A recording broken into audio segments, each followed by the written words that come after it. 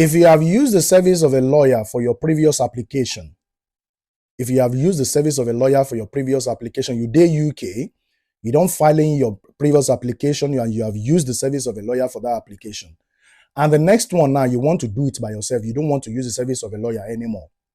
Take, for instance, you are on 5 years spouse visa, 5 years to indefinite leave to remain, which is 2.5 years, making 5. Then you apply for your indefinite leave to remain. If you're on that route, that's 1. Or if you're on a 10 years route to indefinite leave to remain, which is 2.5 before your indefinite leave to remain. Listen very carefully to me.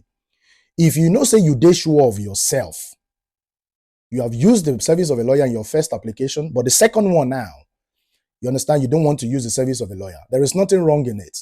If you want to do it, a lot of people are doing it. If you, so long say you know, say your circumstance hasn't changed, you never get any issue with the police, with your woman, you never get any reason why police go stop you. You know, say you dey sure for your mind, say your circumstance remain the same, you never got issue, and you want to do it by yourself. Listen very attentively to me. This is going to help you. You don't need to be a lawyer to do these things. Some of these things are online that you can just go and fact check and go and get the proof and evidence yourself. You understand? You don't have to be a lawyer to know this information. You understand? It's just to help you so that you wouldn't make mistakes just in case you want to do it by yourself. Because a lot of people don't know it. A lot of people have asked me in the comment section, the DMs, that what are they supposed to do with regard to this? And that's the reason why I'm coming to share this with you so that you don't fall victim. You don't make mistakes. But if you know, say your circumstance, no, they're the same. I'm repeating it now. Continue with the service of your lawyer. Now, the first thing you need to have at the back of your mind is that the first thing you are doing when you are filing in your application is your application form. That's the first point of contact. That's the first thing you are doing. You want to fill in first the application form. Now, don't forget that you have initially submitted an application, the first 2.5 years, we say you don't submit before. Now, your lawyer must to get the copy of that application form. You know, say you go fill them online now, and once it's submitted, it will be enabled to generate or to print out the copy of that application form where you say don't submit. The copy of that application form must today with your lawyer. Get the copy of that application form. Must be in your possession. Even if your lawyer go get copy, you must also get a copy.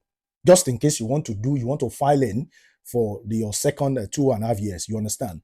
The reason why you must have that copy is that to everything where we say you write for the first application form is the same thing you're going to write in the second application form. There is every possibility, say you don't forget some of the things you will be say you write for the previous application, or will be say the lawyer feel. Because the lawyer might feel the application in your absence, will be say you don't know waiting and write for the first application form will and feel for you. Now you want to do it by yourself, you have forgotten some of the things he wrote or some of the things he imputed in your previous application form. And that's the reason why you need to see the copy of that application so you know exactly what to write in your next application form. It's very important. Because if your lawyer probably, maybe for instance, wrote X for you in a particular place, and the same particular place in the next application form you are writing Y, that's contradiction. You don't contradict yourself. And you don't know how many things you could get wrong for the form where you feel. Where you say home office, go look at you like, waiting with this. They will just throw the application back at you. Say you are contradicting yourself, so it's false. Before you know it, they don't tell them, say the application where you submit, say are false. But when you get the copy of the previous application with you side by side with the new one, it will be easy for you to know what you want right. You understand what I tell you? It will be very, very easy. Where they put A, you know where to put A. Where they put B, you know where to put B. And at the end of the day, there is something they call document checklist. This document checklist is, I printed this one out from somebody. All right. This document checklist is what's going to tell you the kind of the document you are going to bring to your biometrics. Say, for instance, you don't want to scan this document online. You want to go and scan in where you go for your biometric appointment. These are the documents. All of these things are the documents you are going to bring. All of them, depending on the kind of application you are filling in. Document checklist varies. If you are filing your indefinite leave to remain, the document checklist is different from somebody who's submitting application for naturalization. It's different from somebody who's submitting the second 2.5 years. So the document checklist will definitely vary from point to point. You understand? So this is really, really important. You don't need to be a lawyer to have this piece of information. You don't need to be a lawyer to be able to know some things. And that's the reason why we have the gov.uk, we say if it guide you to know some of these things.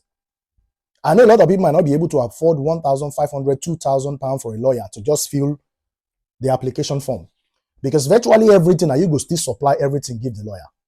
The lawyer will just help you fill the application form. He go help you maybe write letter. He go help you post the application. Everything are online, self. Even for the biometrics, now you go still go do them by yourself. But if you know, say you know they sure of the application, I beg you. If you know, say you know they sure of your application, of your situation, still go use the service of a lawyer. It's very important. But if you know, say your circumstance remains the same, if you know, say you never get issue with police, if you know, say they never arrest you, you never get any issue whatsoever, you get confident in yourself, you can do it by yourself. There's nothing wrong in it. In as much as you get the copy of that previous application form, it will help you. Don't attempt to fill in the application form, the second one, if you do not have the copy of the previous application form. Because if you don't have the copy of the previous application form, there is every possibility that you will make mistakes in your next application form. It's very, very important. And don't contradict yourself. You know that these people, they know they hear anything. Once they see, say 1 or 2, 3, 4, 5 places, you don't contradict yourself compared to what you get before. My brother, forget that thing. You know, go walk. Let me tell you. So listen very carefully and don't make these mistakes. If you know, say you know they sure, consult your lawyer and continue to use the service of that your lawyer. It's very important. But you know, say you do sure of yourself, you can do this thing yourself and you'll be happy.